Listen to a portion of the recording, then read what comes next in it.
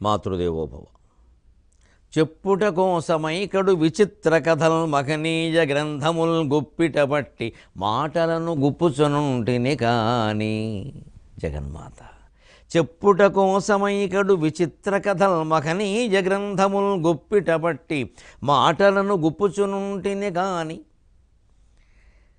లోకముల్ త్రిప్పగజాలు నీ చరణ తీర్థములంగని ముంగనైతి.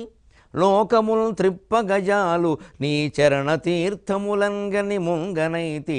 నీ కప్పుర వీడె పిందురుము కాన్కగనీయుమా జ్ఞానభిక్షగా.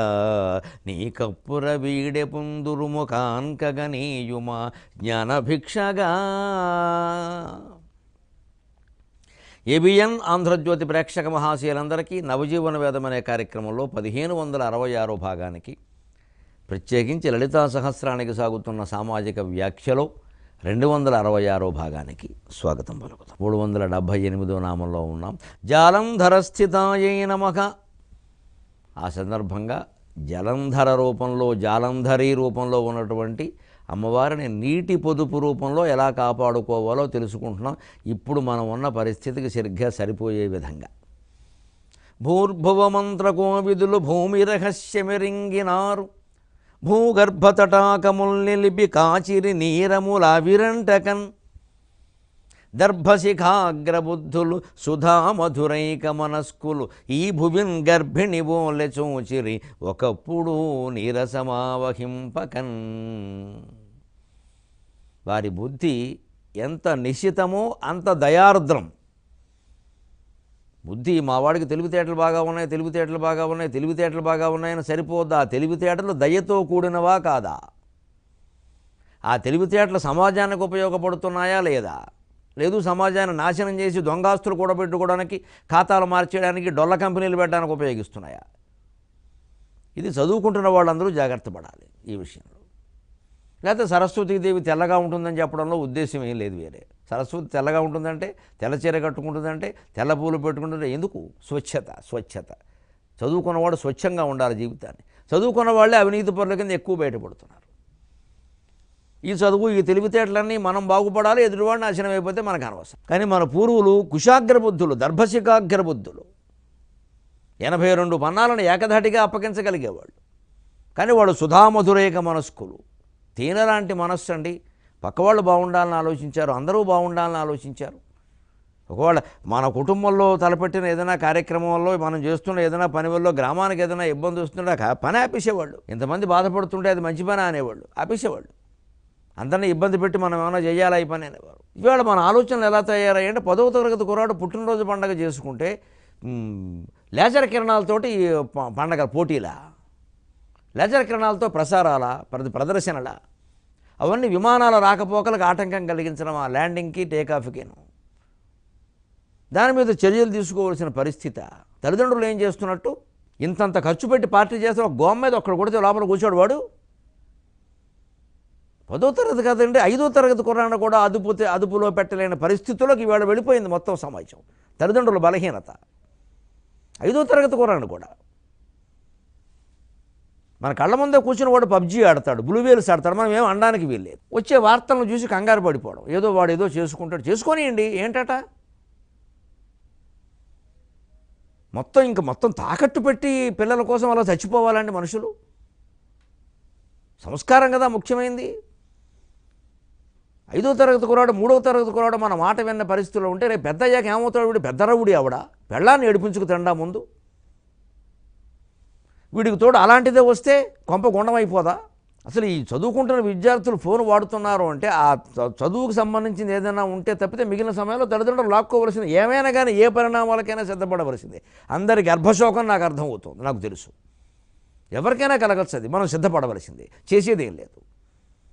వీళ్ళు ఏం చేస్తారో, ఎలా ఉంటారో అన్నటువంటి బెంగతోటి అన్నిటికీ మనం అనుమతించడం వల్ల శాశ్వతంగా దుఃఖపడాలి.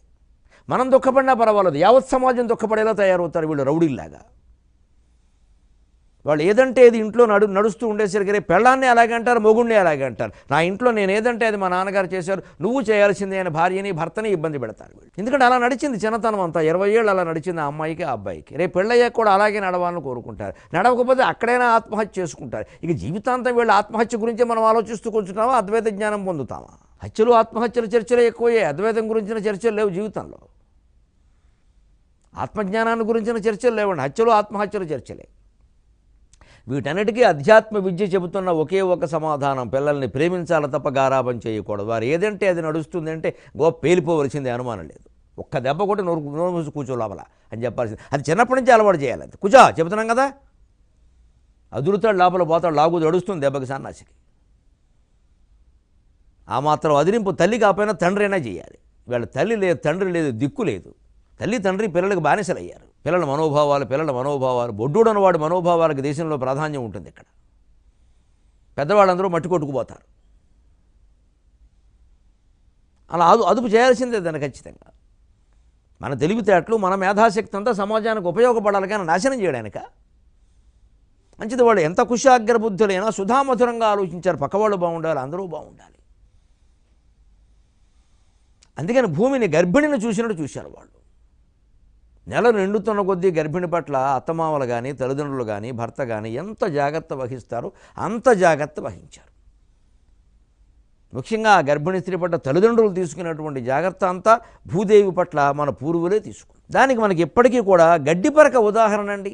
గడ్డిపరక మీద ఎప్పుడైనా వాన కురిసినప్పుడు చూడండి, సెల్ఫీ దిగడం, దాన్ని 10 సార్లు చూడడం, వాట్సాప్లో పంపడం కాదు. అసలు ఆ గడ్డిపరక వాన బిందువుని ఎలా తీసుకుంటోంది, ఎక్కడికి పాకించింది, ఎక్కడెక్కడికి తాకించింది, ఎక్కడ నిల్వ చేసిందో గమనించండి. గరిక శిరస్సు మీద కురిసిన బిందువును ఒడిసి పట్టి పంచును వడలికంత. గరిక శిరస్సు మీద కురిసిన బిందువును ఒడిసి పట్టి పంచును ఒడలికంత. వేళ్లలోన నిలువజేయు గరిక శిరస్సు మీద కురిసిన బిందువును ఒడసి పట్టి పంచునొడలికంత. వీడిపోవనీక వ్రేళ్లకు జార్చును నేల పొరలలోన నిలువజేయు. దానికి ఇంత గడ్డి పరకుంటే దాని కొస మీద ఎక్కడో ఓ చిన్న బిందువు పడితే అది ముత్యంలా ప్రకాశిస్తుంటే, ఈ ముత్యం ఇది బంగారం నవరత్నాల్లో ఒకటిది, నేను చాలా జాగ్రత్తగా చూసుకోవాలి అని దాన్ని ఒడిసి పట్టి పంచును వడలికంత నెమ్మదిగా కిందికి చేర్చి ఒళ్ళంతా స్నానం చేస్తుంది ఆ గడ్డి పరకనే ముత్తైదువ. ఆ దర్భపురంధ్రి ఒళ్ళంతా తడిసి స్నానం చేస్తుంది ఆ ఒక్క బిందువుతో. మనం వేసవకాలం స్నానం చేస్తే అలా ఆలోచించాలి, నీళ్లు పారబోసేయకూడదు. ఒక్క చెంబుడు నీళ్లతో పూర్వం వాళ్ళు కాళ్ళు కడుక్కునేవాడు. ఒక్క చెంబుడు, అందులో కూడా కొంత మిగిలితే పక్క వాళ్ళకి ఇచ్చేవారు. కడుక్కోవచ్చు, ఒబ్బిడిగా పొదుపుగా కడుక్కోవచ్చు. 2 బిందులు పారపోయెక్కాలి. అసలు కుళాయి దగ్గర నీళ్లు కడగడం మానేయాలి ఈ వేసవకాలం. ఖచ్చితంగా మగ్గు చెంబుతో తీసుకోవాలి.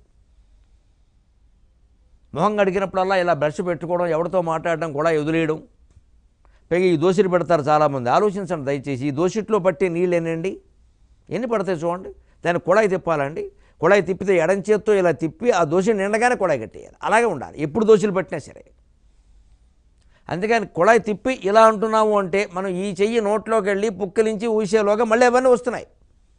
ఆ రకంగా చెంబు నీళ్లు పోయాయి. దోశలతో నీళ్లు ఈ అరచేత్తో నోళ్లు బట్టి, పురుషులతో నీళ్లు బట్టి పుక్కిరించడానికి ఇప్పుడు వృధా అవుతున్న వాటర్ కొన్ని కోట్ల లీటర్లు ఉన్నట్టు కొన్ని పత్రికల వారు లెక్కలు కట్టి వేశారు. కోట్ల లీటర్లు. అందుకే మొహం కడుక్కునేటప్పుడు ఇతరత్ర కుళాయిలు వాడకూడదు. పక్కన చెంబో మగ్గో పెట్టుకోవాలి. దాంతో ఇలా పోసుకో. ఎక్కువ పోయాము, మగ్గుతో పోస్తే ఎక్కువ పోయామండి. కుళాయి వేసరిగా వచ్చేస్తుంది మొత్తం. పైగా కుళాయి ఎప్పుడు కొద్దిగా వెంటనే 2-4 చుక్కలు పడగానే నిండిపోతుంది, మిగిలినంతా కారిపోతూ ఉంటుంది. ఈ ఉన్నదాన్ని కూడా ఖర్చేస్తుంది, ఎప్పటికైనా ఉన్నది అది. ఇంత ప్రమాదం ఉంది. ఈ కుళాయిలు వ్యవస్థలు లేని రోజుల్లో నీరు చాలా పొదుపుగా ఉండేది. ఇప్పుడు వచ్చాక మనకు సౌకర్యం బాగానే ఉంది. ఎక్కడికక్కడ గదికో కుళాయి పెట్టుకున్నాం, పక్కన తొట్టి అన్నీ పెట్టుకున్నాం. ఎక్కడ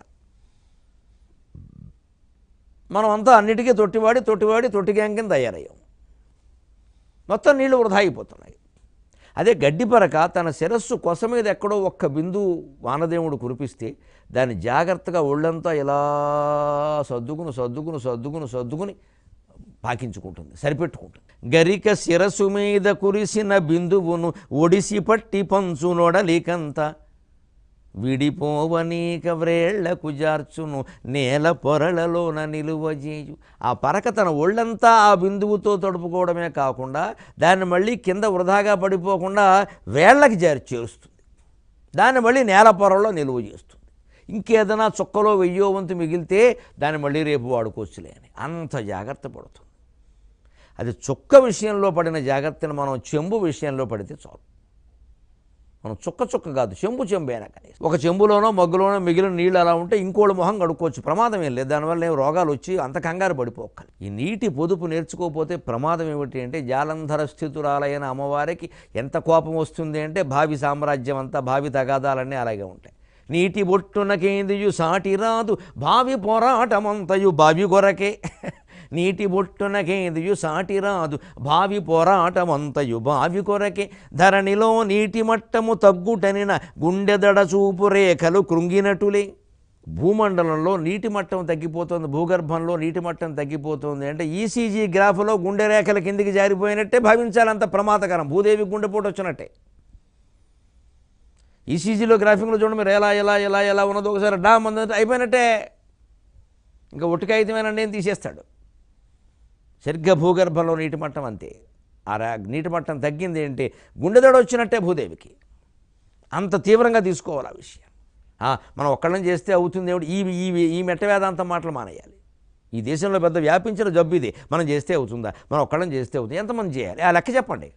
మరి ఎంతమంది చేస్తే మీరు చేస్తారో చెబితే అంతమంది చేసినట్టుగా మీ దగ్గర చూపిస్తాం పట్టుకొచ్చి, అప్పుడైనా మారతారేమో. ఇదంతా తప్పించుకునే వ్యవహారం ఇది. మనకు చేయడం ఇష్టం లేక బద్ధకమై దాన్ని తప్పించుకుందుకు మార్గం ఏంటంటే అందరూ చేస్తారా అదేమిటది. డబ్బు తీసుకుని ఓటేసే వాళ్ళందరూ అందరూ తీసుకున్నారా లేదో తెలుసుకున్నాక డబ్బు తీసుకుందామని నిర్ణయించుకోండి. అక్కడ లేదు, ఇవ్వగానే పుచ్చేసుకుంటారు చక్కగా. అక్కడ పుచ్చుకున్న వాళ్ళ ఆదర్శం, మనకి పుచ్చుకునే వాళ్ళ ఆదర్శం కాదు. లంచం పుచ్చుకునేవాడికి తనలాగే లంచం పుచ్చుకునే పక్క ఉద్యోగ ఆదర్శం, పుచ్చుకోని ఉద్యోగులు కూడా అక్కడే ఉంటారు, వారిని ఆదర్శంగా తీసుకోరు. ఇప్పుడు లోపం వ్యవస్థలో లేదండి, వ్యక్తి మనస్తత్వంలో ఉంది. నువ్వు మంచివాడిని ఆదర్శంగా తీసుకోవడం మానేసి చెడ్డవాడిని తీసుకుంటున్నావు. లంచం తీసుకునే చోట, ఓటు వేయడానికి డబ్బు తీసుకునే చోట ఎవరు ఆదర్శం మనకంటే తీసుకున్నవాడు ఆదర్శం, తీసుకునేవాడు కాదు. ఓటు వేయడానికి డబ్బులు తీసుకుని ఓట్లు వేస్తున్నమాట నిజమే, బహిరంగ రహస్యం. కానీ తీసుకోకుండా వేస్తున్న వాళ్ళు కూడా కొన్ని కోట్ల మంది ఉన్నారు. ఇచ్చినా పుచ్చుకోని కూడా మొహం మీద కొట్టిన వాళ్ళు ఉన్నారు. వాళ్ళెందుకు ఆదర్శంగా తీసుకోమనం? మన బుద్ధి అలా ఉంది. మరి మన బుద్ధి బూడిదలా ఉంటే ఇంక ఎవరినో అనుకోవడం ఎందుకు? అంతా అలాగే ఉంది వ్యవస్థ. ఎందుకు నీకు అలా ఉందని చెప్పరాదా? నీకు అలా ఉండాలని ఉంది, అందుకే వ్యవస్థ అలా ఉంది. నీకు అలా ఉండాలని లేకపోతే వ్యవస్థ మారుతుంది మిత్రమా. వ్యక్తిలో మార్పు వ్యవస్థలో మార్పుకి కారణం అవుతుంది. రమణ మహర్షి లాంటి మహాయోగి కూడా ఒక మాట అన్నాడు, సమాజం మారాలి, సమాజం మారి నోరు మోసుకుని ముందు నువ్వు మారమని చెప్పాడు ఆయన. ప్రతి వాళ్ళలో మంచిదనాన్ని వ్యాప్తి చేద్దాం ప్రచారం. నాకు గొప్ప ఐడియా వచ్చిందండి, నేను దాన్ని వాట్సాప్లో పెట్టకు, ఆచరణలో పెట్టు. వాట్సాప్లో పెట్టేవాడి వెర్రిమోహం, ఆచరణలో పెట్టు.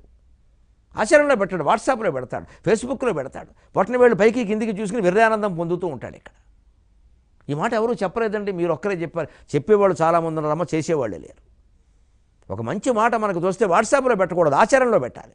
10 మందికి తెలిస్తే తెలపడమే మంచిది అనుకుంటున్నాం అందరం, చేయడం మంచిదని అనుకోవడం లేదు. మొత్తం బలహీనత అంతా అక్కడే ఉంది. ఎక్కడా పెట్టం, ఎవరికీ చెప్పం, మనం చేస్తాం, ఊరుకుంటాం అంతే. ఈ మంచితనాన్ని వ్యాప్తి చేయడం అనే మంచి మాటలను వ్యాప్తి చేసేటువంటి వ్యామోహంలో పడి మనం ఆచరించడం మర్చిపోయాం. అంత ఖాళీ లేదు, మనకి వ్యాప్తి చేయడమే సరిపోయింది, ఆచరించడానికి ఎక్కడుంది ఖాళీ? 10 మందికి చెప్పేద్దాం, మీటింగ్ పెట్టేద్దాం, అందరికీ చెప్పేద్దాం, దాని కొటేషన్ రాయించేద్దాం, డబ్బాలు పెట్టేద్దాం, ఫ్లెక్సీలు పెట్టేద్దాం, మొత్తం రోడ్డు అంతా వేలాడదీసేద్దాం. ఇంత చేసి రాసింది ఏమిటంటే సత్యమనే పలుకుము. సత్యహరిశ్చంద్ర నాటకం నుంచి ఉన్న గోల ఇది. ఎవడు పలికాడు? సత్యనారాయణ వ్రతం నిండా ఉన్నదంతా సత్యం పలకడమే. మనం అది మానేసి వ్రతం చేస్తున్నాం. మనం ఇక్కడ సత్యానికి ప్రాధాన్యం ఇవ్వం. సత్యనారాయణ వ్రతంలో ప్రసాదానికి ప్రాధాన్యం ఇస్తాం, అట్టిపండుకు ప్రాధాన్యం ఇస్తాం, అన్నవరానికి ప్రాధాన్యం ఇస్తాం, కొండ చుట్టూ తిరగడానికి ప్రాధాన్యం ఇస్తాం. నైమిషారణ్యం పెడితే అన్నవరం సత్యనారాయణ వ్రతం చేశామా లేదా అని ప్రాధాన్యం ఇస్తాం. నైమిషారణ్యం వెళ్ళొచ్చిన వాడు అబద్ధం ఆడకుండా ఉండాలి. అబద్ధం ఎందుకు ఆడుతున్నాడు? ఆ నియమం ఎందుకు పెట్టుకోడు? అబ్బే వ్రతం చేసామా లేదా, మీరు వ్రతం చేయలేదా, మహాపాప. అయ్యి బాబాయ్ బొగ్గ ఎంత సాగ తీసేసిందో, మహాపాప అంట వ్రతం చేయకపోతే. వ్రతం చేసేస్తాడు, అబద్ధాలు ఆడుతూనే ఉంటాడు. అబద్ధం ఆడకుండా ఉండడం కావాలా, వ్రతం చేయడం కావాలా? మనం సాంకేతికం చేసేసాం జీవితం మొత్తాన్ని. సంస్కారం పోయింది పక్కకి. వ్రతం చేసేస్తే, సత్యనారాయణ వ్రతం చేసేస్తే అంతే, అయిపోయింది అంతే. వ్రతం చేయకపోవడం కంటే కూడా సత్యనారాయణ స్వామికి కావలసింది ఆ నారాయణ శబ్దం నిలబడాలంటే సత్యవ్రతం అన్నమాట కట్టుబడ్డావా లేదా, నిజం మాట్లాడుతున్నావా లేదా, అబద్ధం మాట్లాడుతున్నావా. అందుకని ఇవాళ ఓ మాట, రేపో మాట, ఎల్లుండో మాట, ఇవాళ ఓ పార్టీ, రేపో పార్టీ, మళ్ళీ ఎందులో ఉంటారో తెలియదు, ఏమైపోతారో తెలియదు. ఇంత కష్టపడి వీళ్ళకి ఓటేస్తే వీళ్ళు అందులో 10 నిమిషాలు ఉంటారో లేదో తెలియదు. నెల తిరగకుండా మొత్తం పార్టీ మారిపోయారు, సగానికి సగం. నెల తిరగకుండా వీళ్ళెవరికి నెల తప్పలేదు అసలు, దాటి మారిపోయారు అంతే. రాజకీయాల మీద నమ్మకం పోవడం కాదండి, వ్యవస్థ మీద, మానవత్వం మీద నమ్మకం పోతుంది. ఇది ఎంత అరాచకానికి దారి తీస్తుంది రేపొద్దున. ఏ నాయకుడు దీన్ని అదుపులో పెట్టగలడు? ఈ అరాచకానికి కారణమైన నాయకులు దీన్ని అదుపులో పెట్టగలరా? అంత భయంకరమైన పరిస్థితులు రాకుండా ఉండాలంటే ప్రతి వ్యక్తి ముందు నేను చేస్తున్నానా అని ఆలోచన చేయాలి. లేకపోతే భావి పోరాటం అంతా భావి కొరకే, ఒత్తిడి ఒకటే తేడా. భావి ఒత్తి పెడితే భావి, ఫ్యూచర్. ఒత్తి పెట్టకపోతే భావి. అంతే. మన మన మన మన మన మన భవిష్యత్తు ఏమిటి అంటే ఒత్తి లేకపోతే భావే దిక్కు, నుయ్యో గొయ్యో. ఒత్తి పెడితేనే భావి. అంచేత నీటి పొదుపు మీద మనం దృష్టి పెడితే భావి పోరాటాలు బాగా తగ్గిపోతాయి. నీరు తగ్గిపోతుంది అంటే భూదేవికి గుండెపోటు వస్తుంది అన్నంత తీవ్రంగా తీసుకోవాలి. మన ఇంట్లో ఎవరికైనా గుండెపోటు వస్తే అన్ని పనులు మానేసి ముందు దాని మీద శ్రద్ధ చేస్తామా లేదా? వంట చేస్తున్నా సరే, ఎంత ముఖ్యమైనా సరే, ఇంకే అత్యవసరమైన పనులు ఉన్నా ఆ గరిటె అక్కడ పారేసి, ఆ గిన్నెలు అక్కడ పారేసి, గుండెపోటు వచ్చిన మనిషి దగ్గరికి అందరూ వచ్చేస్తామా లేదా? అందుకే అలా వస్తూనే ఉంటుంది. మామూలు ఏదైనా జ్వరమా, తలపోట, గుండెపోటమ్మా, అలా అనగలమా? మరి నీటి మట్టం తగ్గిపోవడం కూడా గుండెపోటే. భూదేవి గుండెపోటు ఉంటే మనకేదో కవులు మాట్లాడే మాటలా ఉంటుంది, విచిత్రంగా అది. కానీ భూదేవి గుండెపోటు వస్తుంది ఇప్పుడు. అంచేత జాలంధర స్థితాయే నమః అన్న నామానికి నిజమైనటువంటి వ్యాఖ్యానం మనకు అర్థమైతే నీటి పొదుపు చెయ్యాలి. అందుకోసం ఈ వ్యాఖ్యానం, ఈ తాపత్రయం. 378వ నామం జాలంధర స్థితాయే నమః అయింది. 379వ నామం ఓద్యానపీఠ నిలయాయై నమః 83వ శ్లోకం. ఓద్యానపీఠ నిలయా బిందుమండలవాసిని రఘోజాగక్రమారాధ్య రహస్తర్పణదర్పిత 83వ శ్లోకం. ఓద్యానపీఠ నిలయా బిందుమండలవాసిని రఘోజాగక్రమారాధ్య రహస్తర్పణదర్పిత. ఇందులో 379వ నామం ఓద్యానపీఠ నిలయాయై నమః. ఏమిటి ఓద్యానపీఠం? ఓడ్యాన అని డకారం ఉంటుంది అందులో.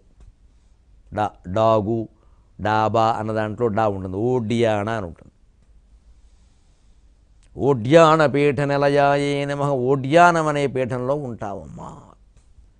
సరిగ్గా ఈ మూలాధార స్వాధిష్టానాలను కలిపి కామరూప పీఠం అన్నట్టే, మణిపూర చక్రస్థానాన్ని పూర్ణగిరి పీఠం అన్నట్టే, అనాహత చక్రస్థానాన్ని జాలంధర పీఠం అన్నట్టే, ఆజ్ఞాచక్రస్థానాన్ని, ఆజ్ఞాకమల స్థానాన్ని ఓద్యానపీఠం అంటారు. ఆజ్ఞాకమల స్థానాన్ని, ఆజ్ఞాచక్రస్థానాన్ని ఆజ్ఞాచక్రాబ్జనలయ అంటారు. కాబట్టి చక్రము కమలము కూడా ప్రధానంగా చక్రంగా పిలువబడేటువంటి ఆజ్ఞాచక్ర స్థానాన్ని ఓద్యానపీఠము అంటారు. సరిగ్గా కామరూపపీఠం, పూర్ణగిరిపీఠం, జాలంధరపీఠం, ఓద్యానపీఠం. అయితే ఈ ఓద్యానపీఠ స్థానం అనేది ఇక్కడ సరిగ్గా అనాగతానికి ఈ ఆజ్ఞాచక్రానికి మధ్యలో ఎగిరేటువంటి ప్రయత్నం, పైకి సాగేటువంటి యోగ సాధన. అందువల్ల దీన్ని ఓద్యానం అన్నారు. ఓద్యానం అనే మాటకి మూలం ఉద్యానం. ఉద్యానం అంటే ఉత్యానము, ఉద్యానము జస్వసంధి, పైకి ఎగురుట అర్థం. ఆ ఉద్యానం అనే మాట ఓద్యానం అయింది. ఓద్యానం ఓడ్యానం అయింది. ఓడ్యానపీఠ అనే ఓడ్యానాదేవి అని ఒక అమ్మవారు కూడా ఉంది ఒరిస్సాలో. అష్టాదశ శక్తిపీఠాల్లో అది ఒకటి. కటక్ దగ్గర ఒక అమ్మవారు కూడా ఉంది ప్రత్యేకం, ఓడ్యానాదేవి అంటారు. అందుకే మనకు గమనించండి, అనాహత కమల స్థానం సరిగ్గా అనాహతం నుంచి ఈ విశుద్ధం వరకు ఉండేటువంటి స్థానం ఉంది. ఈ పైకి చేసే ప్రయాణంలో ఈ స్థానాన్ని లక్ష్మీనారాయణ స్థానం అంటారు యోగశాస్త్రం. అనాహతం విష్ణు స్థానం, అక్కడే లక్ష్మీదేవి ఆయన వక్షస్థలంలో ఉంటుంది. అంటే లక్ష్మీనారాయణ స్థానం అంటారు. అందుకే నారాయణుని యొక్క వాహనం ఏమిటి? గరుత్మంతుడు. ఎందుకని? ఉద్యానం, పైకి ఎగరాలి. పైకి ఎగరాలంటే పక్షి ఉండాలి. ఎందుకని వరాహం ఉంటే సరిపోదు, నందీశ్వరుడు ఉంటే సరిపోదు. అక్కడ నందీశ్వరుడు పైకి ఎగరలేడుగా, వరాహం అంతకంటే ఎగరలేదు. అందుకని విష్ణుమూర్తికి గరుడ వాహనం. పురాణ కథలు, పురాణంలో చెప్పినటువంటి విషయాలు ఎంత తాత్వికంగా సంకేతాత్మకంగా ఉన్నాయో అర్థం కావట్లా, ప్రతీకాత్మకంగా ఉన్నాయి. ఆ ప్రతీకలను అర్థం చేసుకుంటే మనం ప్రత్యక్షము చేసుకోవచ్చు. తర్వాత ఆ రూపంలోనే దేవతలు కనపడతారు. విష్ణుమూర్తి గరుత్మంతుడి మీద ఎక్కే వస్తాడు, గజేంద్రుని రక్షించడానికి వచ్చినట్టు.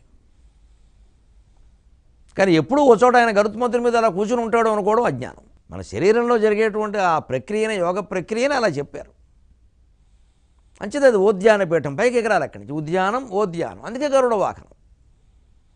పైగా ఇక్కడ అనాహత చక్రం దగ్గర వరకు వచ్చినటువంటి యోగి విశుద్ధ చక్రాన్ని చేరుకోవడానికి, అక్కడ రుద్రుడు అధిపతి కాబట్టి, ఆజ్ఞాచక్రానికి అమ్మవారు కాబట్టి, అక్కడికి చేరుకోవడానికి సాధన చేస్తూ ఉంటే ఘంటానాదం వినపడుతుంది. అది చాలా శ్రావ్యంగా ఉంటుంది. అందుకే విష్ణుమూర్తి నక్షత్రం శ్రవణ నక్షత్రం. శ్రవణం అంటే వినడం, పంచాంగ శ్రవణం. విష్ణుమూర్తి నక్షత్రం శ్రవణ నక్షత్రం. శివుడు నక్షత్రం ఆర్ద్ర నక్షత్రం. అది ఒక రకంగా రుద్ర సంబంధమైంది, ఒక రకంగా ఆర్ద్ర తడిసింది కూడా. గంగానది కారణంగా తడిసింది. అగ్ని సంబంధంగా రుద్ర సంబంధమైంది. దీప్తి ఉంది ఆయన దగ్గర, అగ్ని దీప్తి ఉంది 3వ కను రూపంలో. జలార్ద్రత ఉంది, అంచేత అది ఆర్ద్ర నక్షత్రం. ఇది శ్రవణ నక్షత్రం, ప్రత్యేకించి వెంకటేశ్వర స్వామిది. ఎందుకంటే ఇక్కడ అనాహత చక్రానికి అధిష్టాన దేవతగా ఆయన పేర్కొన్నారు. అక్కడికి వచ్చేసరికి ఘంటానాదం వినపడుతుంది. అంతకుముందు మృదంగనాదం, వీణానాదం, శంఖనాదం, ఇవి రకరకాల చక్రస్థానాల్లో సాధన చేసే యోగికి వినపడతాయి. ఇక్కడికి వచ్చేసరికి ఘంటానాదం వినపడుతుంది. అనాహతం అన్నారు దాని. అందుకే అంటే ఏమిటి అనాహతం అంటే కొట్టబడనిది. అంటే గుడిలో గంట కొడితే మోగుతుంది, గుండెల్లో గంట కొట్టకుండానే మోగుతుంది మిత్రమా. అనాహత అబ్జనలయ. ఆ సాధన చేస్తే గుండెల్లో ఘంటానాదం వినపడుతుంది, కొట్టక్కర్లేదు. గుడిలో గంట కొట్టడం ఎందుకంటే నీ గుండెలో గంట మోగాలయ్యా, కొట్టకుండా. కొట్టేంతకాలం మోగిస్తావయ్యా, తెలుసుకోవయ్యా. దేవాలయం అందుకేనయ్యా, దేవాలయం అందుకేనయ్యా. అంతేగాని ఉట్టి గంట కొట్టడం వెనకాల పుణ్యాలు, కథలు, మహిమలు రాసేయకూడదు. ఇక గంట దానం ఇచ్చిన వాడు స్వర్గంలో వెళ్ళి శాశ్వతంగా ఉంటాడు, ఈ మాయలు కల్పించకూడదు. అసలు దానం ఇచ్చేవాడు త్యాగం కోసం చేయాలి, దాని నుంచి ఏం ఆశించద్దు. వీడు కాకపోతే ఇంకోటి ఇస్తాడు, గంట పెద్ద విషయం కాదు. అక్కడ గంట ముఖ్యం కాదు, గంట కొట్టడం ముఖ్యం కాదు, దాని ద్వారా తెలుసుకోవలసిన విషయమే ముఖ్యం. విద్యార్థి బోర్డు పుస్తకాలు దగ్గర ఉంటే పుస్తకాలు కొనుక్కోవడం ముఖ్యం అండి, అట్టేసుకోవడం ముఖ్యం అండి. ఎందుకు కొనుక్కోవడం, ఎందుకు అట్టేసుకోవడం? చదవడానికి. చదవడం ఎందుకు? జ్ఞానం పొందడానికి. మరి ఆ జ్ఞానం పొందినప్పుడు ఈ కొనుక్కోవడాలు, అట్టేయడాలు దేనికి? దేవాలయ వ్యవస్థ మొత్తం అంతే. ఇదంతా దేనికి, ఇదంతా దేనికి, ఇదంతా దేనికి అని ఆలోచిస్తే అద్భుతమైన వ్యవస్థ. ఇంత వ్యవస్థ మరి ఇంకో మతంలో లేదు. మనం ఉన్నదాన్ని అలా వినియోగించుకోవాలి, వాటి పవిత్రతను కాపాడుకోవాలి, దేవాలయాల నిర్వహణను కాపాడుకోవాలి. ఎందుకంటే తద్వారా మనిషి ఇంత జ్ఞానాన్ని పొందే అవకాశం ఉన్నప్పుడు, ఏ విశ్వవిద్యాలయాలు ఇవ్వలేనటువంటి అధ్యాత్మ జ్ఞానాన్ని ఒక్క దేవాలయం ఇస్తుంది పల్లెటూళ్ళలో. ఆ దేవాలయాన్ని ఎలా కాపాడుకోవాలి, ఆ అర్చకులను ఎలా చూడాలి, ఆ అర్చకులు ఎలా ఉండాలి, అందరం ఆలోచించాలి. ఇది అర్చకులు ఆలోచించాలి, మనము ఆలోచించాలి. ఉండవలసిన విధంగా అర్చకుడు ఉండాలి, ఆయన చూడవలసిన విధంగా గ్రామస్తులు చూడాలి. ఈ దేవాలయాల మధ్యలో మళ్ళీ పోటీలు పెట్టేసి, అన్నిటికీ పుణ్యక్షేత్రాలు పెట్టేసి, వాటి దగ్గరేమో కోట్లు కోట్లు కోట్లు పోగుపడిపోతూ ఉండడం, అక్కడేమో అవినీతి జరుగుతూ ఉండడం, పల్లెటూళ్ళలోనేమో అర్చకులకు అన్నం లేని పరిస్థితి. వీళ్ళ మీద 100 మంది పెత్తనం. ఇక్కడ ఈ ఉన్న అన్నానికి 100 మంది పెత్తనం. ఇదంతా ఎందుకు జరుగుతుందని ఆలోచిస్తే, అసలు దేవాలయం ఎందుకని ఆలోచిస్తే ఇది అర్థమవుతుంది. మనిషి అధ్యాత్మ జ్ఞానం పొందడానికి దేవాలయం అన్నప్పుడు ఆ దేవాలయాల్లోనే రాజకీయాలా, ఆ దేవాలయాల్లోనే పోటీలా, ఆ దేవాలయాల్లోనే స్వార్థాలా? ఇంకా కూడా ఎందుకు? దెబ్బలాట్లు మరింత పెంచడానిక. అందుకని గుళ్ళో జరిగేటువంటి ఆరాధనా ప్రక్రియలో ప్రతి చిన్నదానికి తాత్వికమైనటువంటి అర్థం తెలుసుకుంటే తప్ప దేవాలయ వ్యవస్థను మనం కాపాడుకోలేము. దానికి ఏదో మహిమలు మాయలు పెంచేది అక్కడ. అసలు ఉన్నతత్వం ఏమిటో చెప్పాలి, అప్పుడు దాని అవసరం ఏమిటో తెలుస్తుంది. అందుకని అనాహత చక్రంలో శ్రవణ నక్షత్రం ఎందుకంటే ఘంటానాదం వినపడుతుంది. అందుకే మీకు ఒరిస్సా దగ్గర, ఒరిస్సా రాష్ట్రంలో కటక్కి సమీపంలో వైతరణి నదీ తీరంలో, వైతరణి అనే పేరు గల గ్రామంలో ఓడ్యానాదేవి అన్న పేరు మీద అమ్మవారు, ఓడ్యానపీఠం అనే పేరు మీద అమ్మవారు అక్కడ ఉంది. ఓడ్యానపీఠ నిలయా అని అమ్మవారిని ప్రార్థిస్తారు. అక్కడ బిరజాదేవి, గిరిజాదేవి అంటారు, గిరిజాదేవి అంటారు. ఆవిడకి మారు పేరే ఓడ్యానపీఠం. అక్కడ విచిత్రంగా ఉంటుంది అమ్మవారు. అక్కడ శ్వేతవరాహ రూపంలో విష్ణుమూర్తి ఆవిడ సేవ చేస్తూ ఉంటాడు, పాదసేవ చేస్తూ ఉంటాడు. విష్ణువే శ్వేతవరాహ రూపంలో. అంత విచిత్రమైనది ఆ పీఠం. అక్కడ అమ్మవారి ఆకారం కూడా విచిత్రంగా ఉంటుంది, ఆ ప్రార్థనా శ్లోకం కూడా విచిత్రంగా ఉంటుంది. మీకు అష్టాదశ శక్తిపీఠాల గురించి చెబుతానని చెప్పాను. ఇందులో ఓడ్యానపీఠం, ఈ గిరిజాదేవి పీఠం వైతరణి తీరంలో ఒరిస్సాలో ఉండే పీఠం ఒకటి. దీని గురించి మనం వివరంగా 23:30 గంటల్లో తెలుసుకుందాం. అంతవరకు తెలుగులో మాట్లాడు.